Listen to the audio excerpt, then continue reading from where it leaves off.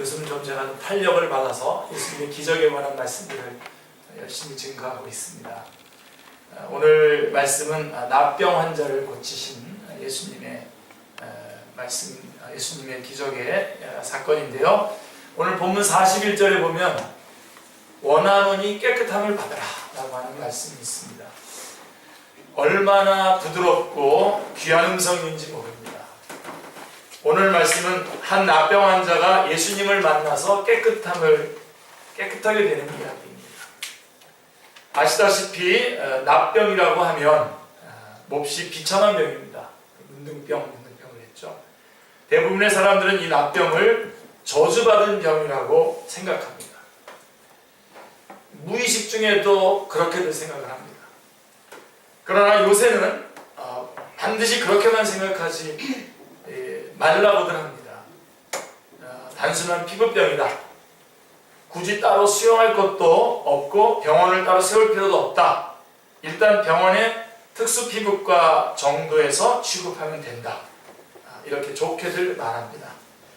그러나 마음속에는 옛날부터 내려오는 선입견이 남아있어서 좀처럼 그렇게 생각되지 않습니다. 도무지 함께하지 못합니다. 격리하고자만 합니다. 심지어는 병이 다 나은 사람, 납병 환자가 낳은 자녀들은 납병 환자가 아니지 않습니까? 납병 환자 자녀까지도 받아주지 않습니다. 납병 환자의 자녀는 납병 환자가 아닙니다. 그런데도 사람들이 기피하기 때문에 저들이 큰 괴로움을 당하고 사는 것을 볼 수 있습니다. 이미 다 나은 사람도 일반 사회에 섞여 살기가 어려운 형편인 것을 우리가 잘 알고 있습니다. 자, 여기에 우리 그리스도인들의 특별한 사랑이 함께 해야 될 줄로 압니다. 네. 자, 더구나 2000년 전에 예수님 계실 때에 2000년 전에 이스라엘 사람들이 생각하기에 이것은 이 납병은 정말 영락없이 저주받은 병이었습니다. 물론 당시에는 납병을 치료받는 일은 거의 없었습니다. 지금 오늘 이 마가복음 1장에서 지금 예수님이 이 납병 환자를 고치는데 그 전에도 예수님의 기록된 것 중에서 보면 그 전에도 납병 환자를 고쳤다는 그런 기록은 없습니다. 이게 처음 있는 사건인데요. 납병을 치료받는 일이 거의 없고 그 다음에 아예 치료 방법이 없으므로 손을 쓸 수가 없습니다. 예. 그래서 한 번 걸리면 그것으로서 평생을 마치는 겁니다. 예. 그렇게 해서 그렇게 죽는 겁니다. 특히나 중동지방은 사막이라서 덥고 건조한 기후와 그 밖에 여러 가지 이유로 말미암아 납병 환자가 유달리 많았다고 합니다. 그래서 납병이라고 하면 하나의 죽음의 시작이나 다름이 없었습니다. 한 번 걸렸다 하면 그때부터는 거의 죽은 사람이 되어서 남은 생을 살아야 합니다. 너무나도 잘 알고 있는 이야기지만 차제에 이 납병에 대해서 납병 환자가 얼마나 비참한가에 대해서 우리가 한번 생각해 보겠습니다.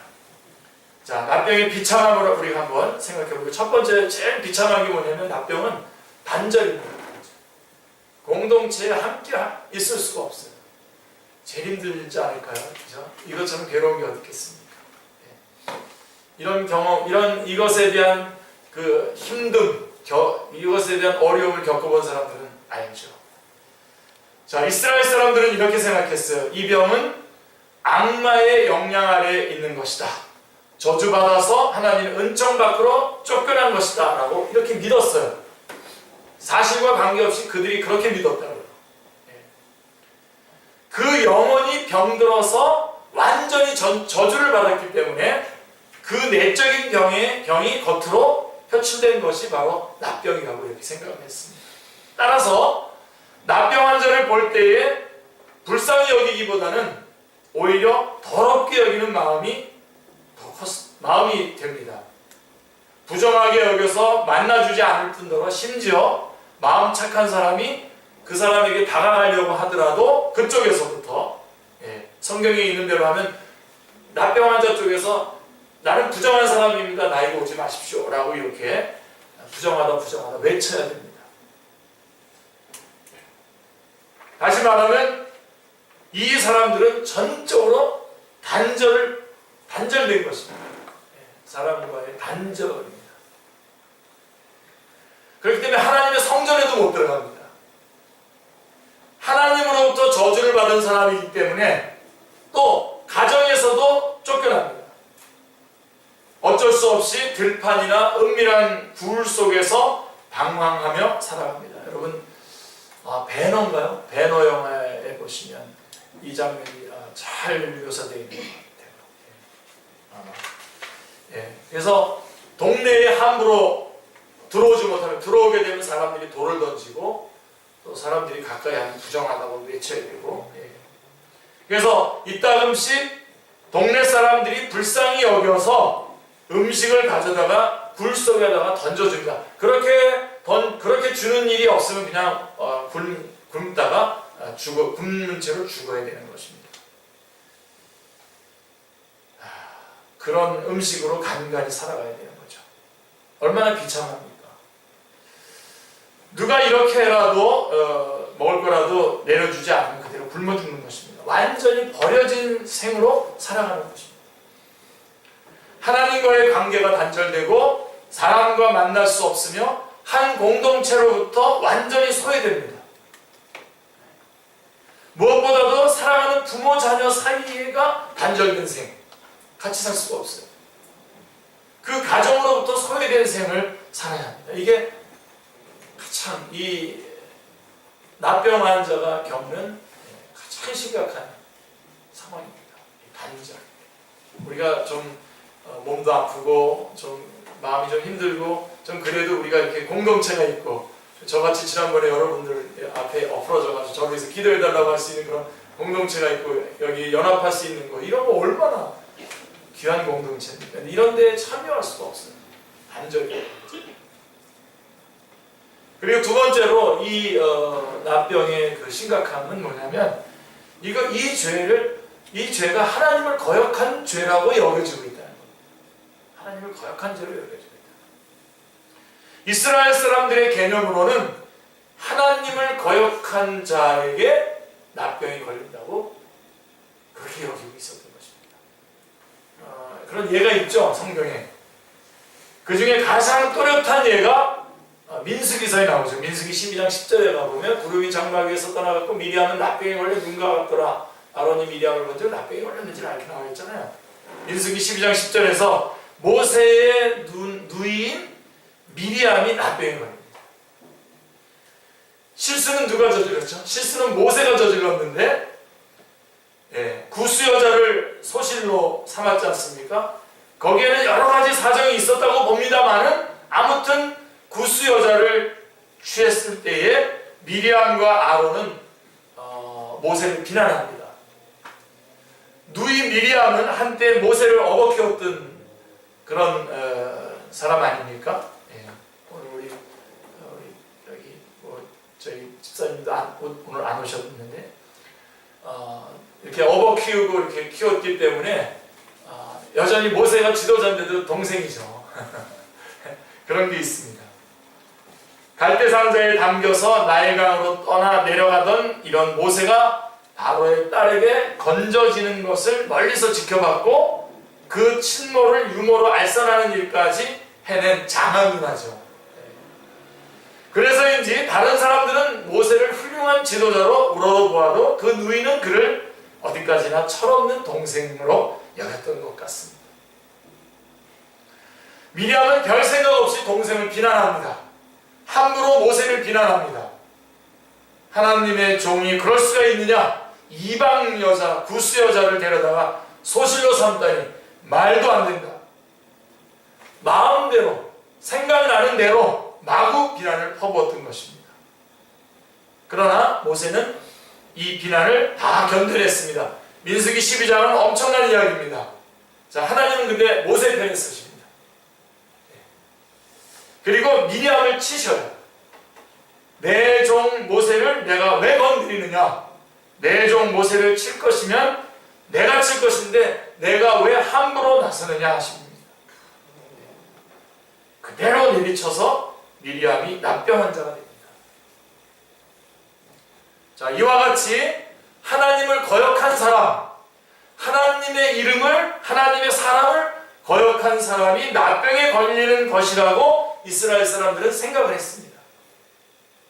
저주받아서 생기는 병이라고들 생각하고 있는 것입니다. 그러니까 여러분, 병에 걸려도 너무나 창피한 거죠. 너무나 힘든 거죠.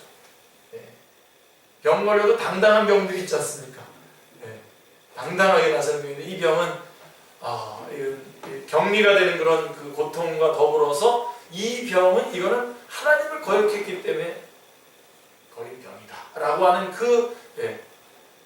또 사탄은 또 이렇게 그 양심을 막 우리가 감기 하나 걸려도 이거 너 하나님 거역해서 이거 불신앙 가운데 너 이렇게 감기 걸린 거야 이런 마음이 들면 얼마나 힘듭니까, 그죠?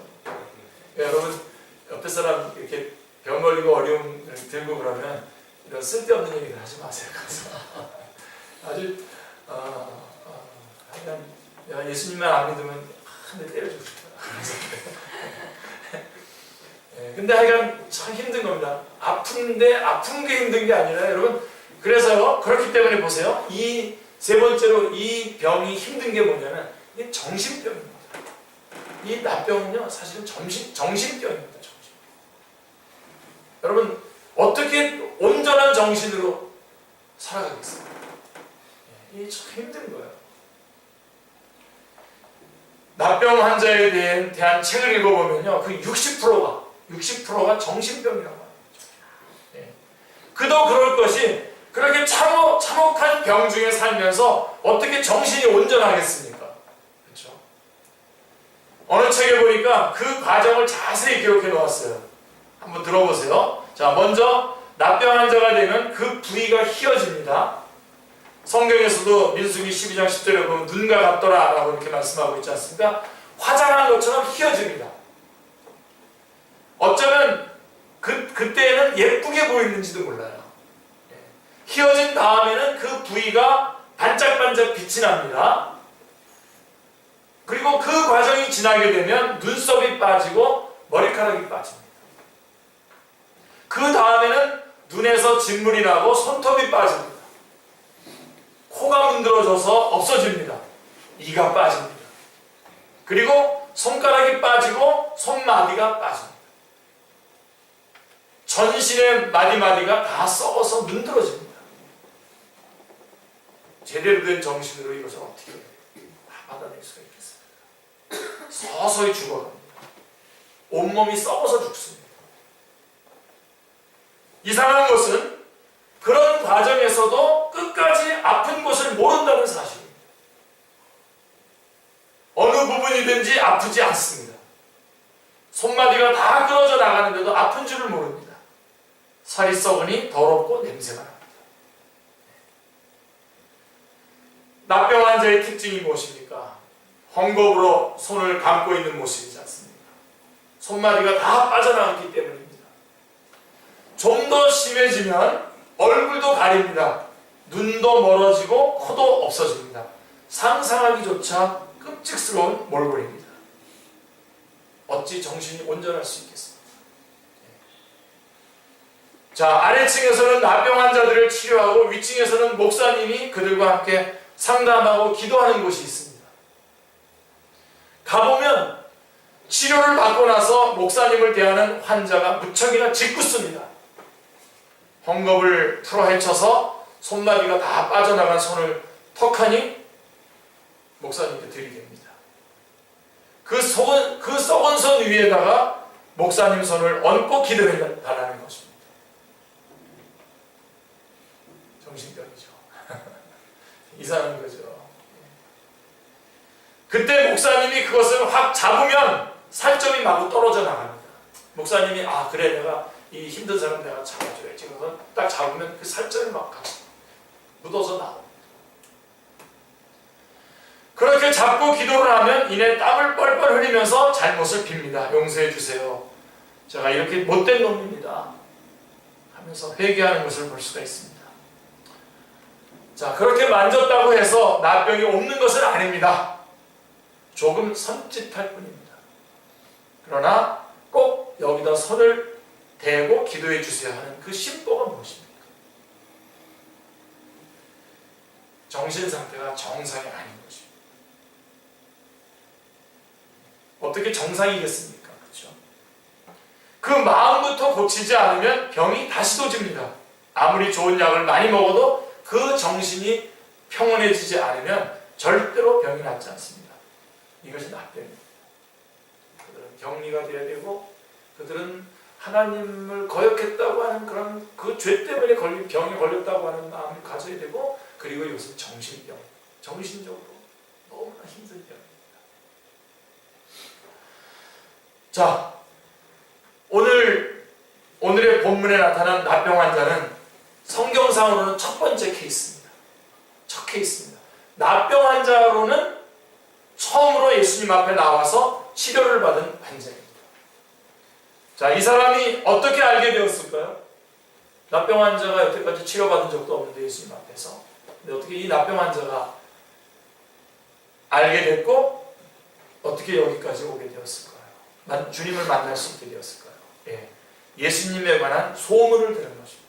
예수님에 관한 소문을 들은 것입니다. 자, 상상해 보십시오.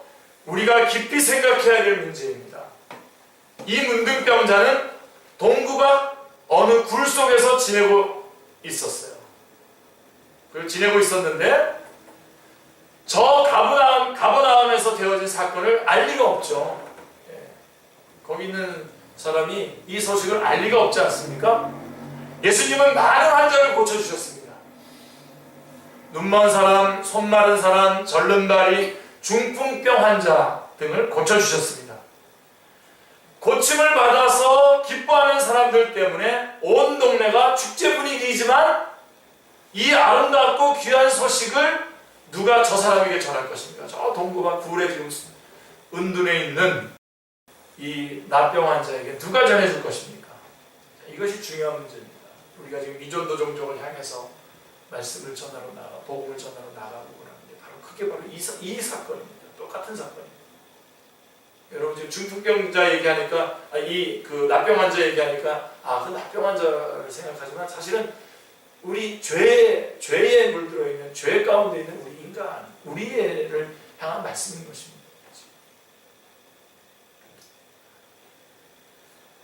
오늘 이 자리에서 진실로 은혜를 받았다고 한다면 나의 사랑하는 사람, 내가 기억하는 사람, 내가 싫어하는 사람 할 것 없이 찾아가서 친절하게 내가 들은 말씀이 이렇고 내가 체험한 것이 이렇고 내가 요즘 기쁘게 사는 이유가 이렇다 하고 반드시 전해야 됩니다. 반드시 전해야 됩니다.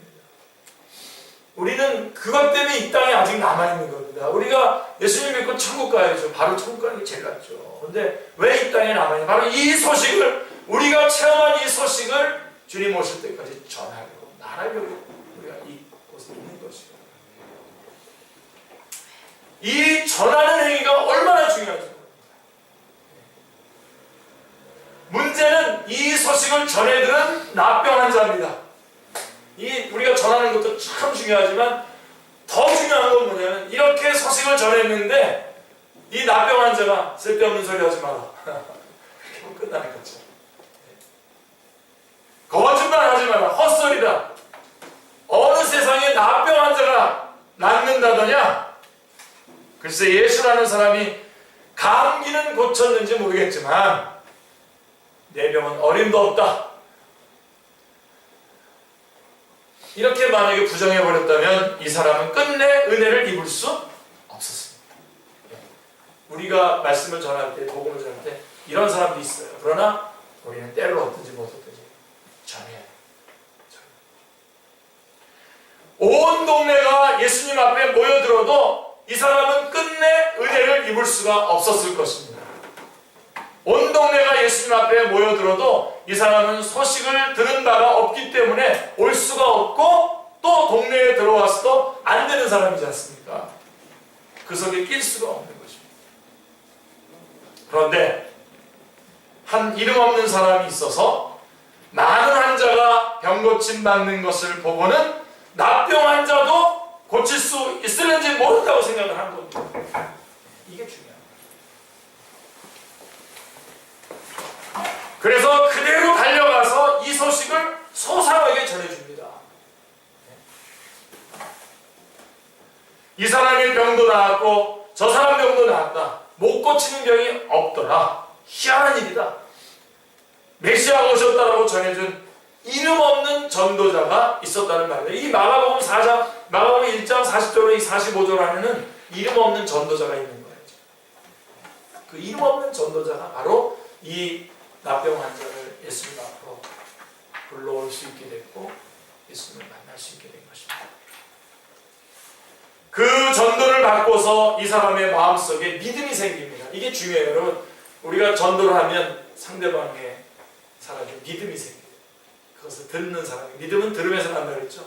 우리가 말씀을 전해줄 때에 그 듣는 사람 안에 믿음이 생깁니다. 성령님의 역사입니다. 이 비밀을 여러분 놓치지 마시기 바랍니다. 놓치지 마시고 좀 마구마구 좀 사용 좀 해주십시오. 네? 듣는다는 것이 이토록 중요합니다. 복음을 전한다는 것이 이토록 중요합니다. 이 소식을 듣는 동안 이 사람 마음속에 믿음이 생깁니다. 중요한 것은 이와 같은 믿음이 다른 사람에게 있는 사례를 내게 있는 사례로 받아들였기 때문에 생겼다는 점입니다. 다시 말해서 객관적인 진리를 주관적인 진리로 받아들이는 것입니다. 저 사람에게서 일어난 일을 내 사건으로 받아들일 수 있게 된다는 것입니다. 객관적인 사건 속에서 주관적인 문제를 해결하는 것입니다. 그래서 우리는 종종 성경에 나타난 계시적인 사건을 통해서 여러 가지 중요한 이야기를 많이 봅니다. 그런데 잘 보고 나서 생각하기는 그 이야기는 그 이야기고 나는 나다 이렇게 해버리면 끝나는 겁니다. 이거는 아무런 관계가 없는 거예요. 이 말씀은 곧 이 안에 일어난 거지만 이것은 내 이야기다라고 하는 것이죠. 때때로 교인들이 답답한 일을 가지고 제게 상담하러 옵니다. 억울한 것을 쭉 하소연합니다. 다 듣고 나서 저는 성경 이야기를 들려줍니다. 성경이 이렇다고, 성경에 이런 일도 있고 저런 일도 있지 않습니까? 성경이 이렇게 말하고 있지 않습니까? 우리도 이 말씀을 받아서 이렇게도 참고 저렇게도 견딥시다. 이렇게 얘기를 해주면 그 사건을 내 사건, 그 이야기를 내 이야기로 받아들이게 되면 내 문제가 해결이 되잖아요. 근데 이렇게 열심히 이야기해보지만 귀에 들어오지 않는 모양입니다. 그거야 그때 이야기지요. 지금은 다르지 않습니까? 그거야 2000년 전 이야기죠. 그거야 그 사람의 이야기죠. 이렇게 나옵니다. 참 힘듭니다. 좋습니다. 자, 그럼 옛날 이야기는 그렇다고 칩시다. 오늘날에도 이런 일이 있습니다. 어느 교인도 이런 일이 있었습니다. 라고 이렇게 말하면 이렇게 대답합니다. 아, 그 사람은 믿음이 좋아서 그런 거죠. 우리 김희경 집사님 믿음이 좋아서 그런 거고 나는 아니라고. 그러면 안 되죠. 누구는 믿음이 좋아서 그렇고 나는 그렇다. 나 같으면 그렇게 얘기 안 할 텐데 저는 안 돼요. 처음부터 자기는 예외라고 생각해요. 제일 불행하고 지금도 이 자리에 앉아서 이 말씀이 지금 나에게 주는 말씀이라고 들었는데 이거 우리 남편이 들어야 되는데 이거 우리 아들이 들어야 되는데 이거 누가 들어야 되는데 이렇게 하면 제일 불행한 사람입니다. 이 시간 여러분 다 이 시간에 하나님께서 나에게 주시는 말씀이고 이것은 내 안에서도 일어날 수 있는 일입니다. 그렇게 말씀을 주시는 겁니다. 다른 사람이 눈을 떴으면 내 눈도 뜬 겁니다. 아멘입니다. 다른 사람이 구원받았으면 나도 구원받은 것입니다. 아멘. 이 성경이 그렇게 말씀하고 있는 거예요. 막달라 마리아와 같은 천한 여자가 구원을 받고 부활하신 예수님을 최초로 만난 증인이 되었다고 한다면 나도 나의 과거가 어떻든지 간에 구원받은 것입니다. 요한복음에 보면요, 요한복음 3장에는 니고데모가 나와요. 그죠? 그러니까 세상식으로 말하면 최고의 사람입니다. 교수요, 국회의원이요, 목사, 하여간 사실 어떤 예수님 없이 구원받는 이 세상의 기준으로 구원받아야 된다면 이 니고데모는 구원받을 수 있는 사람입니다. 그 기준으로 하는 최고의 존재. 근데 여러분 요한복음 4장에 가면 누가 나오죠? 사마리아에 나와요. 사마리아 여자 나에게. 사마리아라고 하는 소외된 지역에 그것도 여자고, 그 다음에 나는 누구냐면 남편이 5이나 있었던 여자. 이 성경은 요한복음 3장 4장에 가장 최고의 사람, 가장 밑에 있는 사람 둘 다를 다 제시해놓고 둘 다 누가 필요하다고요? 다른 거 다 필요 없고 예수님이 필요하다는 걸 말씀해주고 있습니다. 그렇다면 나는 당연히 그 안에 포함되어 있는 거죠. 나는 그대로 적용하고 그대로 받아 누리면 되는데, 나하고는 관계없는 이야기 이렇게 해버리면 참 어렵습니다. 우리는 이 점을 잊지 말아야 됩니다. 오늘 말씀의 주인공은 아직 다른 사람이 병고침 받은 것을 목격한 일이 없습니다. 기억하세요. 누군가를 통해서 소문을 들었을 뿐입니다. 중요한 것은 그가 이 복음을 들었을 때에 이것을 my case, 나의 사례에서도 내 경우에도 나에게 있는 이 더러운 납병도 고침을 받을 수 있다라고 하는 것입니다. 이렇게 생각을 하는 것입니다. 이게 중요한 겁니다. 제가 무슨 영어로 그냥 사용하니까 마이 케이스 그래야 여러분들이 한 번 더 생각해서 늘까봐 제가 여러분 하나님 말씀을 여러분의 케이스로 꼭 받아들이십시오. 이 믿음이 소중한 것입니다. 마침내 그는 예수님 앞에 나오게 됩니다. 벌써 이것을 확신하고 나오게 되는 것이죠.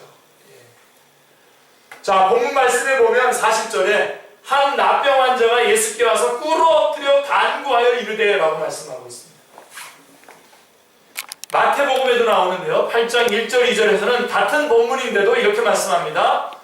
1절 2절을 제가 다 끌어 가져왔어요. 1절도 일부러 제가 더 끌어. 예수께서 산에서 내려오시니 수많은 무리가 따르니라. 그러니까 수많은 무리들이 따르는 그 중에서 한 납병 환자가 나와서 절하여 이르되 이렇게 말씀하고 있습니다. 여러분 지금 이 8장 1절 2절을 보면서 이거 좀 이상하다. 납병 환자가 어떻게 좀 무리 가운데 속할 수가 있어 지금? 그런 생각을 하셔야 됩니다. 지금 많은 사람들 틈에 비집고 들어왔던 것입니다. 그 누군가의 무명의 전도자에 의해서 소식을 듣고 그것을 마이 케이스로 받아들이고 지금 이 무리들 가운데 끼어들어가는 겁니다. 이게 중요한 겁니다. 사실 들어올 수 없는 자리에 들어와서 엎드려 경배하고 간청을 드렸습니다. 이것은 굉장한 믿음입니다. 무명의 전도자가 이 소식을 전할 때 그의 마음속에 이렇게 담대한 믿음이 생긴 겁니다. 그 간구 내용이 다른 사람들과는 약간 다릅니다. 자기 자신이 저주를 받았다는 의식으로 아예 꽉 차 있습니다. 자기가 저주받은 병을 앓고 있다는 의식이 분명합니다. 오늘 병을 보세요. 주여 내 병을 고쳐주시옵소서 라고 말하지 않았습니다. 또 내 눈을 뜨게 해주십시오 라고 말하지도 않습니다. 감히 그렇게 말할 자격이 없다고 생각했어요. 이 납병 환자는.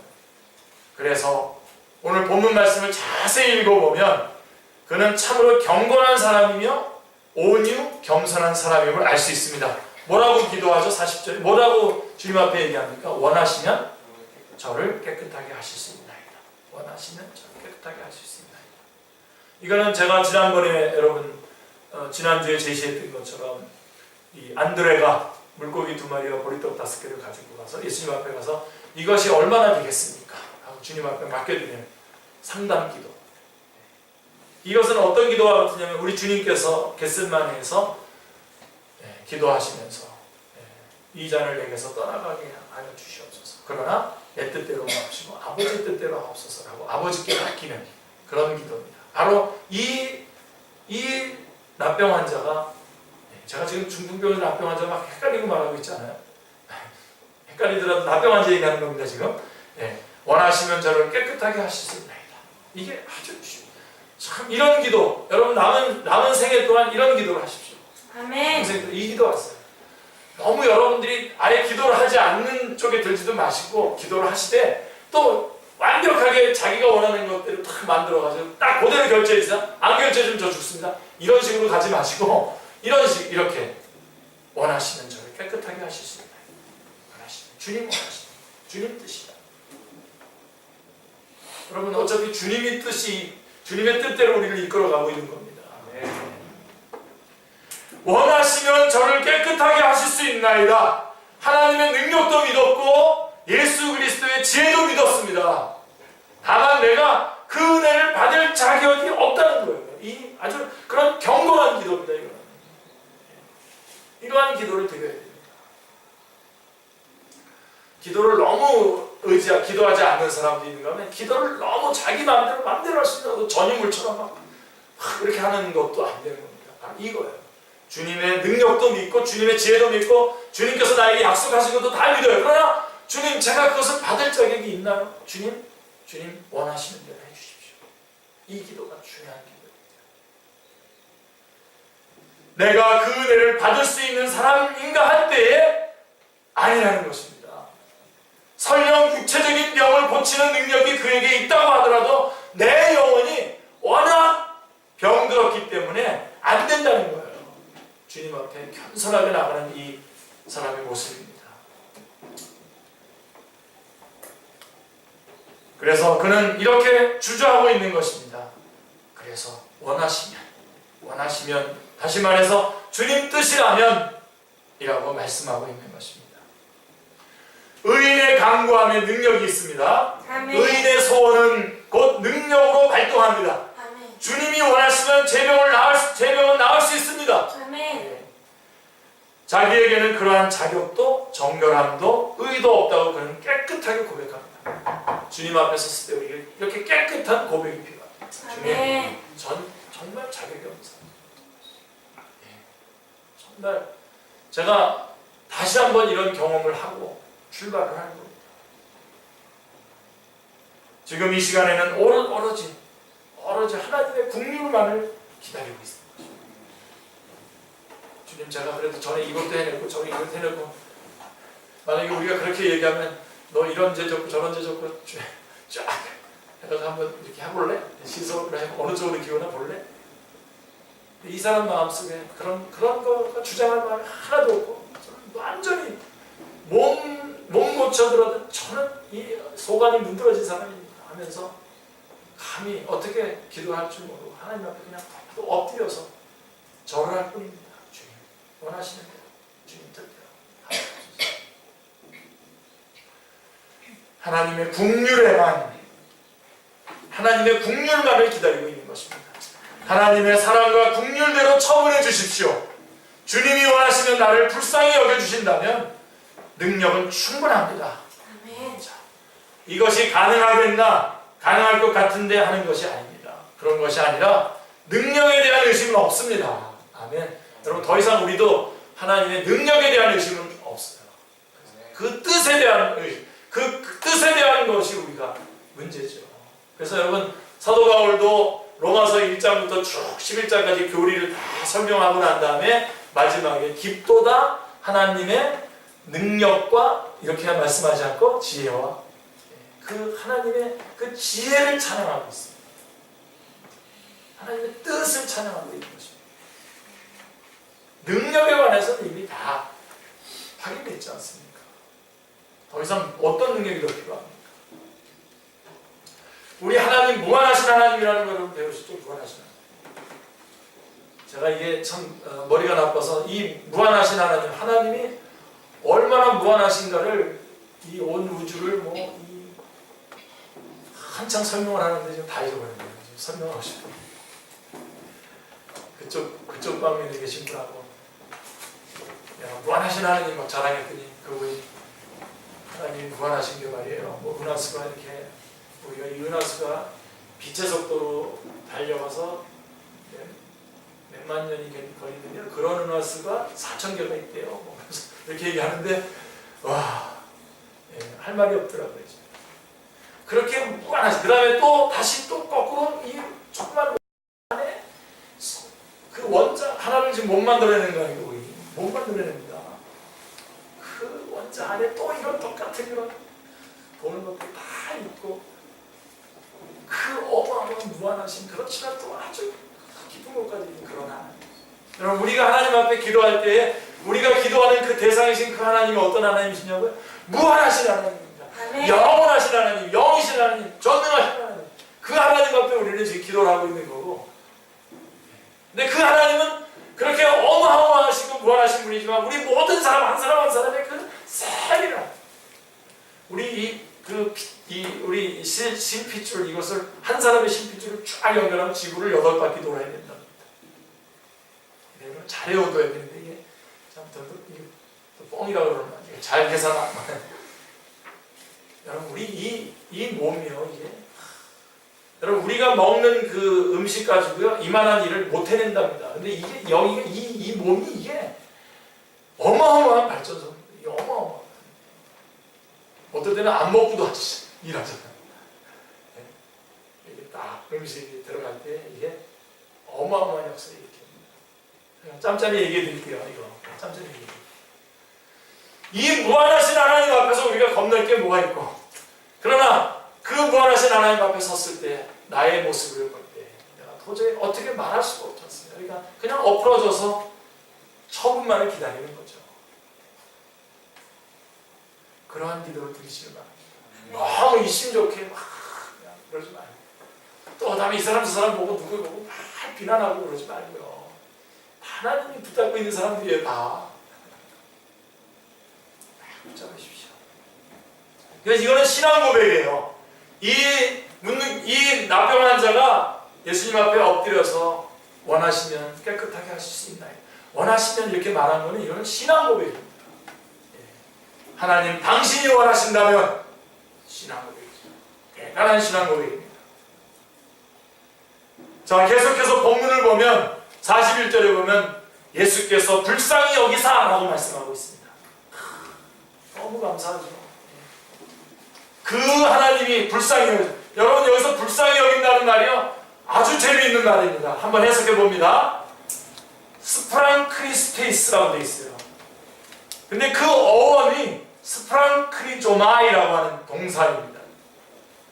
이 말은 본래 스프랑크논이라고 하는 말에서 나왔는데, 스프랑크논이라고 하는 단어는 조금 해석할 필요가 있는데요. 창자라는 뜻입니다. 창자. 우리 몸의 창자. 그러니까 문자 그대로 창자를 가리키는 겁니다. 그러므로 불쌍히 여긴다라고 하는 말은 곧 창자가 끊어지는 듯하다. 다시 말하면 애끓는다라고 하는 그런 말입니다. 그러니까 이 말이 이게 좀 약간 단장의 슬픔, 조금 그 의미가 좀 다른 쪽으로 가나요? 그러니까 이 창자가 끊어지는 아픔을 여겼다는 거예요. 그 하나님, 그 주님께서 이 나병 환자를 보고 창자가 끊어지는 아픔을 느끼셨다. 그것이 불쌍히 여겼다고 하는 거예요. 배가 아플 정도로 그를 동정하는 것입니다. 나병 환자가 간구하는 순간에 예수님이 배가 아팠다는 말입니다. 문자 그대로 말해서 단장의 아픔을 경험하신 것입니다. 이것이 불쌍히 여기사의 의미입니다. 우리 주님은 대속적인 치유 이전에 대속적인 아픔을 겪으셨습니다. 남의 아픔을 나의 아픔으로 함께 느껴보신 적이 있습니까, 여러분? 몇 방울의 값싼 동정의 눈물을 흘릴 수 있습니다. 아, 불쌍하다. 그렇게 생각할 수는 있지만 아픔을 함께 느끼기는 어렵습니다. 간혹 어떤 사람과 이렇게 대화를 하는 중에요, 진정으로 깊이 동정하면서 그 이야기를 듣노라면 어느 사이에 그 사람의 아픔이 내 몸에 전달되는 것을 느낍니다. 이 목회자의 경우는 이거 진짜 이거 느낍니다. 진짜 이게 더 민감합니다. 여러분들도 다 민감해지시기 바랍니다. 나는 아니니까 그래서 빠져나가지 마시고 민감하게. 근데 이렇게 듣잖아요. 1시간도 채 못 되는 짧은 대화라도 그 사람이 돌아오고 난 다음에 얼마나 피곤한지 모릅니다. 그렇게 몸과 마음이 함께 되느라 무척 고단해집니다. 이것이 공감대라고 하는 것입니다. 거기에 무슨 특별한 사연이 없다 하더라도 그 이야기를 듣는 동안에 그의 아픔이 내 몸에, 내 마음에 전달되고 내 창자에 전달되는 것입니다. 공감대로 이루어지는 통증, 불쌍히 여기사, 우리가 그 누구를 이토록 불쌍히 여겨보았습니까? 오늘 이 진지함, 이 진정함, 이 진정성 속으로 우리 축제교회 성도들은 들어가야 됩니다. 건성으로 하지 말고요. 오늘 누가 주님 앞에 나오지 못한 사람을 놓고 우리가 건성으로 에이 저 사람은 이러지 마시고 정말 이 창자가 끊어지는 그런 아픔을 가지고 공감할 수 있는, 바로 우리 주님은 바로 그렇게 불쌍히 여기시고 그렇게 불쌍히 여기시고 그 아픔, 그 괴로움을 나도 똑같이 느끼지는 못합니다. 모름지기 우리는 남의 아픔에 정신적인 아픔을 느끼면서 마침내는 내 육신까지도 전달될 수 있을 정도로 깊은 공감을 이루어내는 심령이 되어야 되겠습니다. 그렇죠? 그래야 진정한 공동체입니다. 진정한 믿음의 공동체고 거기에 진정한 중보기, 진정한 기도가 나옵니다. 바로 먼저 그 싸움을 여러분들 안에서 시작하십니다. 그 싸움을. 자, 그래서 어떻게 했습니까? 불쌍히 여기셔서 어떻게 했습니까? 손을 내밀어 그에게 대셨다고 말씀하고 있습니다. 이거 율법을 어기는 겁니다. 이 납병한 자의 손에다가 손을 대는 것은 율법을 어기는 겁니다. 자, 예수님이 납병한 자에게 손을 대셨다고 하는데 이것은 율법을 어기는 행동입니다. 이스라엘 사람들은 정결한 것을 좋아합니다. 아무 것에나 함부로 손을 대면 안 됩니다. 더구나 납병한 자에게는 절대로 손대면 안 됩니다. 율법입니다. 더더군다나 물이 귀한 시절이라 잘 씻을 수 없는 탓도 있지만 한번 납병한 자와 접촉을 하면 그 다음에는 성전에 들어갈 수가 없게 됩니다. 이스라엘 사람에게 있어 성전에 못 들어가는 것은 이거는 하나님으로부터 버림을 받는 그런 단절을 의미하지 않습니까? 그실 납병한 자를 만지면 그 가죽이 내 몸에 달라붙습니다. 그러니 더러울 수밖에 없는 것입니다. 아무튼 당시의 율법으로 금했습니다. 납병한 자를 가까이 하지 말라, 납병한 자를 만지지 말라. 그래서 납병한 자인 줄 모르고 내가 가까이 가면 어떻게 된다고요? 아까 납병한 자 쪽에서 가까이 오지 말라고 경고를 해야 돼요. 나는 부정한 사람입니다. 가까이 오면 안 됩니다. 라고 이렇게 말해야 되는 것이죠. 이것이 저들의 예절입니다. 그럼에도 불구하고 예수님은 어떻게 했습니까? 납병한 자에게 손을 대셨습니다. 율법을 어기신 겁니다. 율법을 완성하러 오신 분이 율법을 어기신 거예요. 그러니까 율법의 완성이 뭔지를 우리가 정리를 해야 되겠죠. 이렇게 율법을 어긴 것으로 말미암아 혹 불이익이 생길 수 있습니다. 생각지 않던 비난을 받을 수도 있습니다. 더럽다고 탓할 수도 있고 쓸데없는 짓을 한다고 탓할 수도 있습니다. 여러 가지 불이익이 따라옵니다. 그러나 이런 것에 전혀 개의치 않으셨습니다. 불쌍한 사람을 불쌍히 여김으로 받는 비난이 많이 있습니다. 오늘이라도 우리가 특별히 불쌍한 사람을 찾아본다고 해보십시오. 아마 희한한 비난이 따라올 것입니다. 이를테면 돈도 없는 사람이 남도 없는다고 설치고 있네. 이런 말 많이 듣습니다. 이런 말. 돈도 없는 게 무슨 저 혼자 의로운 척하네. 이런 말 듣죠. 비난을 듣습니다. 선한 일을 있는 그대로 평가해 주지 않습니다. 이 시대가. 그까지 몇 푼 돈 주어서 뭘 하나 그 정도로 뭐가 될까봐 별소리 다 듣습니다. 이와 같은 어려움이 흔하게 따릅니다. 말도 많고 손해도 많습니다. 그래도 해야 됩니다. 이런저런 복잡한 일이 많습니다. 생각처럼 단순하게 봐주지 않습니다. 선한 일 한다고 좋게만 봐주는 세상이 아닙니다. 여러분 절대로 착각하세요. 선한 일 하면 좋게 봐줄 것 같죠? 절대로 좋게 봐주지 않습니다.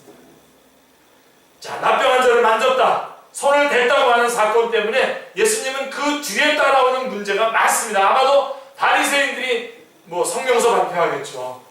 그 장면을 봤다면 난리를 법석을 쳤을 겁니다. 예수님은 그런 일을 전혀 개의치 않으셨습니다. 불쌍히 여기는 마음으로 납병한 자의 손을 만지셨습니다. 깊은 동정이 우러나오면서 불쌍히 여기는 순간에 이 납병한 자의 손을 대셨습니다. 우리 주님께서 우리를 이렇게 불쌍히 여기지 않으셨다면 여러분 우리는 이 납병 환자보다 더 징그럽고 더 더러운 그런 죄인입니다. 그렇죠? 어떻게 이 죄인을 위해서 십자가에서 우리가 피를 쏟으면서 죽을 수 있겠습니까? 우리가 불쌍히 여기셨기 때문에 그렇습니다. 자, 여러분 하나만 더 얘기를 여기서 좀 추가적으로 하고 마쳤으면 좋겠습니다. 자, 여기서 손을 댔다라고 하는 문제에 대해서 생각해 보죠. 손을 댔다. 예수님은 부정한 것을 만지셨지만 그 자신은 부정해지지 않았습니다. 오히려 정결함으로 부정을 이기셨어요. 이 부정한 것을 만졌다는 말의 뜻이 단순히 손을 댔다는 정도의 이야기가 아닙니다.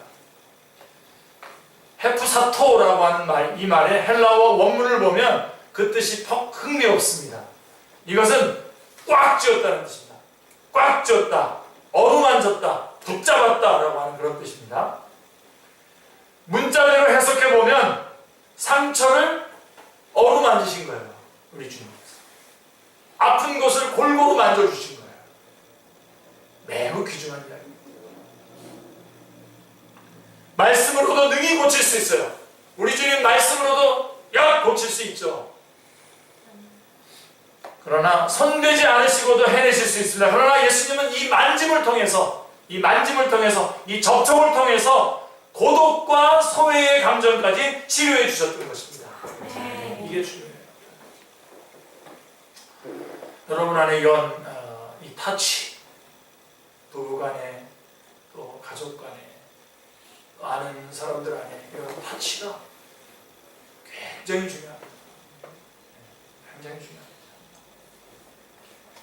말씀으로도 몸을 고칠 수 있습니다. 그러나 이 사람의 마음을 고치기 위해서 만지셔야 했던 것입니다. 깊이 새겨들어야 합니다. 이 사람의 마음, 이 사람의 소외감을 어루만지기 위해서는 손을 대야만 했습니다. 육체적인 병을 고치는 것이 먼저가 아니었습니다. 이 사람의 소외감, 고독한 마음, 쓰라린 마음, 버려진 마음, 그동안의 그 버려진 마음, 그것을 먼저 치료하고자 하셨던 것입니다. 전에 제가 병원에 가서 사역할 때 한 분 권사님 열심히 따라다니면서 거의 이제 암으로 이렇게 돌아가시기 직전인 분들만 찾아가서 그들에게 기도해주고 복음을 전하는 사역을 제가 좀 했는데요. 자주 경험하는 것인데요. 좀 병이 중한 분들을 찾아가면 환자 근처에 접근하지 못하게 하고는 제가 가면은 목사님 거기 앉아서 말씀하세요. 저쪽에 앉아서 말씀하세요. 여러분 제가 의자를 치우고 일부러 나란히 침대에 가서 걸터 앉습니다. 제가. 그럼 목사님 이러면 안 되십니다. 옵는다 이거죠. 그럼 제가 말합니다. 괜찮습니다. 같이 죽죠 뭐. 그럼 그냥 환자가 너무 좋아요. 나란히 앉았다고 해서 꼭 병이 없는 거 아니죠. 또 그렇다고 안전한 것도 아니죠. 그러나 이렇게 하면 환자의 마음에 치유가 있습니다. 다미안 신부님 아시죠? 다미안 신부는 몰로카이 섬에 유배된 납병 환자들의 참상을 보고 크게 마음이 움직여서 자원해서 그곳에 들어가서 납병 환자들과 일생을 함께한 위대한 선교사입니다. 여러분, 가톨릭 이렇게 해가지고 막 그냥 무조건 매도하지 마세요. 이런 신부님이 계시다고요. 처음에는 온 정성을 다해 봉사하는데도 납병 환자들이 도무지 열심히 섬기는데도 받아주질 않아요. 당신은 감정이 사치스러운 사람입니다. 우리같이 이렇게 불쌍한 사람과 지내는 것이 당신 같은 정상인으로서는 오히려 향락이 아닙니까? 안 받아줍니다. 그래서 다미안 신부 하나님 앞에 기도했어요. 하나님, 차라리 제게 납병을 주십시오. 그래서 진짜 납병에 걸려요. 마침내 그 납병에 걸려서 이들을 섬깁니다.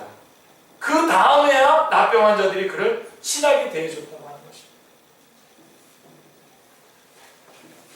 이처럼 사랑하기가 쉽지 않습니다, 여러분. 오늘 예수님이 이 사람을 어루만지는 순간은 곧 정신을 치료하는 순간이요, 마음을 치료하는 순간입니다. 그 다음에 고독한 심령을 치료하는 순간입니다. 그리고 나서 육체를 치료하시는 것입니다. 예수 그리스도의 사랑이 아니고는 절대로 만질 수 없는 사람, 그 누구도 접근을 해주지 않는 사람을 만져야 됩니다. 요새 보면 안수한다면서, 안수한다느냐 안찰한다느냐 하면서, 여기 종로 이런 데 가면은 그런, 지금도 아주 지금 횡행하고 있는데요, 그런 일들이. 제가 여러분 분명한, 우리 성도들한테 분명한 제가 원칙 하나 드릴 테니까요, 꼭 이 원칙 따라 주십시오. 예수 그리스도의 사랑이 아니고는 절대로 만질 수 없는 경우에 한해서만 만지십시오. 목사님 이걸 뭐 이렇게 심각하게 얘기하나? 심각하게 얘기할 일들이 많아요. 심각한 일들이 많이 일어나요. 감기 정도 걸렸는데 그냥 붙잡고서 그냥 막 기도해 준다 그러면서 문제를 일으키는 경우도 참 많습니다. 그것이 이렇게 정말 예수 그리스도의 사랑이 아니고는 절대로 만질 수 없는 경우에만 안에서 만져야 돼요. 바로 이런 납병 환자, 이런 만지려면 그런 사람 만져. 그것이 예수 그리스도의 사랑입니다. 그러나 그렇지 않은 경우에는 삼가야 합니다. 예를 들면 감기 정도에 걸렸는데 가서 만지는 건 아무 의미가 없습니다. 반드시 예수 그리스도의 사랑이 아니고는 손댈 수 없는 경우에만 손을 대야 합니다. 극단적으로 딱 잘라서 말합니다. 납병 환자라면 얼마든지 만지십시오. 아무도 가까이 하지 않고 누구나 보면 즐거움을 하고 도망가는 병이라 하거든 찾아가서 만지십시오. 그 사람의 마음을 위로해 주십시오. 우리 한국의 교회가 이토록 크게 성장하고 부흥한 데에는 그만한 이유가 있습니다. 초기에 한국 교회가 시작될 때에 어떠한지 아십니까? 맨 처음에 의사가 들어왔어요. 의사들이 선교사로 들어왔어요. 당시 많은 사람들이 호열자로 죽어갔습니다. 호열자 뭐죠? 콜레라. 치료할 방법이 없으니까 다 속수무책이죠. 병들어 죽은 사람이 생기면 그 집에다가 불을 질러서 그냥 도망가기 바빴습니다. 장례해줄 사람도 없었고요. 그 시체 만지면 병 없는다고 해서 말입니다. 너도 나도 도망갈 때에 선교사님들과 기독교인들이 그 시체를 끌어다가 씻어주고 잘 매장을 해줬습니다. 한국 기독교의 부흥의 비밀이에요. 그들이 가서 만져줬어요. 전혀 알지도 못하는 사람들이 전염병 환자들의 시체를 기독교인들이 거두어 준 것입니다. 이를 보고 많은 지성인들과 생각 있는 분들이 야, 이것이 야소교구나, 이게 바로 예수교구나 감탄을 했던 것입니다. 기록에 보면 동학하던 사람들조차도 마음을 돌려서 예수님을 믿었다고 합니다. 이러한 일이 있어서 한국의 기독교가 뿌리를 내린 것입니다. 우리는 이런 선배들을 이어받아서 이 신앙을 하고 있는 거기 때문에 우리도 이 신앙을 여러분 손쉬운 일만 하려고 하지 마십시오. 신문기자 데리고 다니면서 일할 생각이랑 아예 하지 마십시오. 광고하고 나 이거 했다 그러고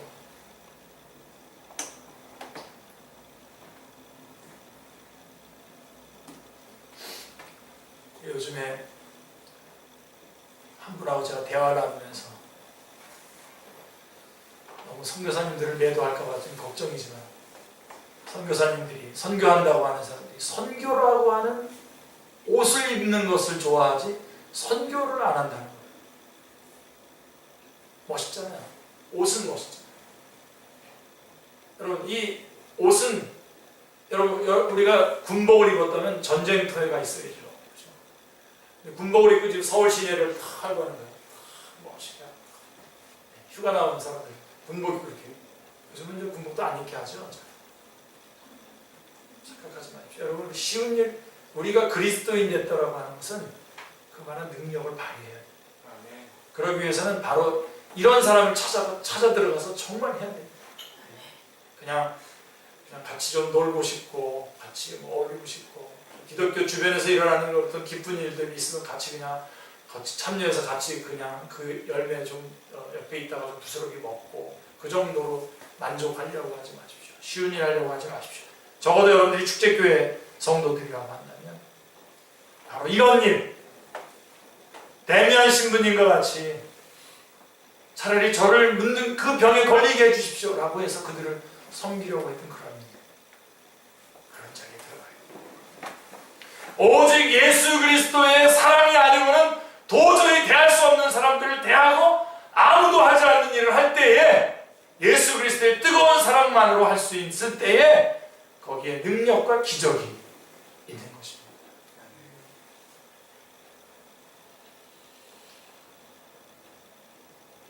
옷만 입지 마시기 바랍니다. 정말로 여러분, 진짜 군병이 되셔서 진짜 그 싸움을 하시기 바랍니다. 자, 오늘 예수님이 나병 환자를 만지실 때에 그는 벌써 위로를 받았습니다. 손을 얹을 때. 자, 그 과정을 보십시오. 얼마나 고마웠겠습니까? 이 세상에서 자기를 만져주는 사람이 어디 있었습니까? 그 만지는 과정에서 벌써 마음이 다 녹았어요. 아마도 눈물을 흘렸을 것이라고 생각됩니다. 믿음이 생겼을 것입니다. 고마운 마음, 사랑하는 마음, 감격하는 마음이 있었습니다. 이렇게 그 마음이 치료가 되었습니다. 그 다음에 예수님이 말씀하셨습니다. 매우 조용하게 말씀하셨을 겁니다. 매우 조용하게. 내가 원하노니 깨끗함을 받아라. 네. 할렐루야. 주님이 원하시면 내가 깨끗해질 것입니다라고 아뢰을 때에 예수님은 만지시면서 내가 원하노니 깨끗함을 받으라 라고 말씀하십니다. 얼마나 따뜻한 대화입니까? 그리하여 사람들은 이 사람은 깨끗함을 받게 됩니다. 말씀의 능력으로 이 중환자가 치유되는 순간입니다. 말씀을 그대로 받아들이는 순간입니다. 깨끗함을 받으라 할 때에 전혀 가감 없이 아멘으로 받아들입니다. 아멘. 깨끗함을 받으라. 아멘. 여기에 추호도 의심이 없습니다. 주저함도 없습니다. 자기가 죄인이라고 하는 생각도 없습니다. 자기가 저주받았던 사람이라고 하는 생각도 없습니다. 아무 생각 없이 그대로 말씀을 받아들입니다. 그대로. Total acceptance. Total acceptance. 전적으로 받아들입니다. 전적으로 받아들이는 그 순간에 그는 나병이라고 하는 무서운 병으로부터 마침내 자유함을 얻게 됩니다. 할렐루야. 정말 하나 더 얘기를 해야 될 것이 뭐냐면, 자, 그래서 이제 이 병이 다 고침을 받았어요. 그 다음에 말씀을 보면 예수님은 삼가 아무에게도 아무 말도 하지 말라고 다짐을 합니다. 이 나병 환자에게. 나병 환자가 잘한 게 뭐냐면 예수님께 찾아 나왔고 국류를 엎어져서 기도도 참 경건하게 했고, 그 다음에 주님의 그 말씀을 듣고 완전히 받아들였고 다 잘했는데, 그래서 그리스도인으로서 출발을 딱 했는데 첫 번째 출발부터 불순종을 했어요.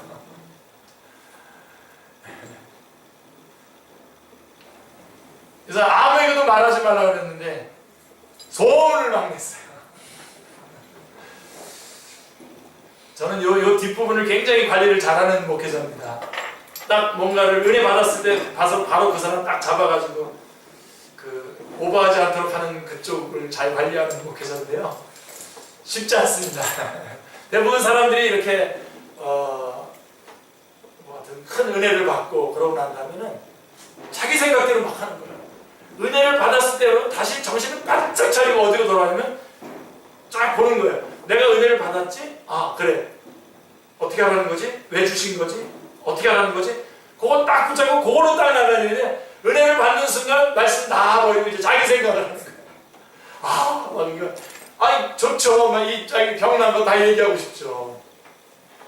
근데 여러분 이렇게 다 얘기하다가 이게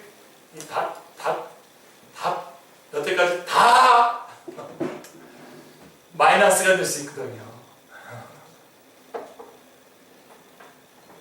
자, 결국은 그래서 마가복음에는 이렇게 아무에게도 하지 말하지 말라고 하는 말이 많이 나와요. 그래서 비밀의 복음이라고 하지 않습니까? 자, 그래서 소문이 번지면 보나마나 바리새인들이 별소리를 다 할 겁니다. 저주받은 사람을 고쳐주었다느니 부정한 납병한 자를 만졌다느니 하면서 의견이 분분할 것입니다. 어디 그뿐이겠습니까? 이 소문이 나면 사방에서 환자들이 있는 대로 다 모여들 것입니다. 또 하나는 오해를 막기 위해서였습니다. 예수님은 병 고치러 오신 의사가 아닙니다. 이 부분을 여러분 잘 보셔야 돼요. 이 부분. 예수님은 병 고치러 오신 의사가 아닙니다. 여러분. 지금 이 납병한 자를 고쳤지만 예수님은 병 고치러 오신 분이 아니라 예수님은 복음을 주시고자 오셨지 육체적인 병을 고치러 오신 분이 아니에요. 단순히 육체의 병을 고치는 자로 소문이 날까봐 예수님은 소문나기를 원치 않았던 것입니다. 그래서 아무에게도 말하지 말라고 당부하셨는데 그만 이 사람이 잠자코 있지 못했습니다. 사방으로 돌아다니면서 소문을 낸 것입니다. 결국 많은 사람들이 모여드는 바람에 예수님은 동네 안으로 들어가지 못하셨고 오히려 동네 바깥으로 사람들이 따라 나와서 예수님을 만났다고 하는 것으로 본문 말씀은 결론을 맺고 있습니다. 납병 환자가 주님 앞에 나와서 치료받는 과정을 여러분 보셨습니까? 자, 영적으로 우리는 납병 환자와 같은 사람입니다. 이 얘기가 중심이에요. 마지막이에요. 우리가 바로 그 납병 환자입니다. 이 죄인과 납병 환자는 너무나 똑같아요. 그 모습이 너무나 똑같아요. 그러므로 우리가 어떻게 치료를 받아야 할 것인가? 주님이 우리를 어떻게 사랑하고 계신가? 우리를 어떻게 치료하고 계신가 하는 것을 생각해야 할 것입니다. 저 납병 환자와 예수님과의 관계가 남의 이야기가 아니라 바로 나의 이야기임을 알고 납병 환자와 같은 죄인이 나를 주님께서 저렇게 고쳐주셨구나. 이것이 나에게 일어난 사건으로 여기고 새롭게 우리는 출발을 해야 될 것입니다. 주님은 말씀하십니다. 내가 원하노니 깨끗함을 받아라. 아멘. 예. 이 시간 우리 하나님을 찬양하고 우리 이어서